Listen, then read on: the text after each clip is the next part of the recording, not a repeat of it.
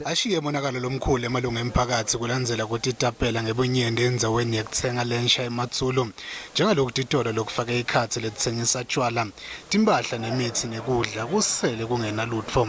It's more than 11 shops they affected, and it's around 300 people they lost their jobs. They vandalized everything, they took everything inside the shop. Lendzawo yetitolo yavula lomnyaka lophelile ngenhloso yokuvula amathuba emisebenzi kulomphakathi.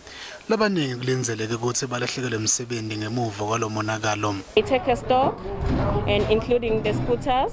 Also we do deliver with the scooter, and the managers they tell us that they're going to open in 6 months or in 1 year.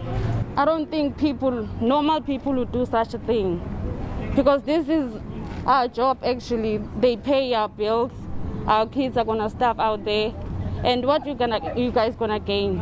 Nothing. Itolo nalana tikasinzi njengaloku nalesitolo lesitsengisa timphahla tekwakha sicekelwe phansi. We've lost stock of more than 5 million rand, and 20 people that are working inside here might lose their jobs because we don't know when this shop will open or will it ever open.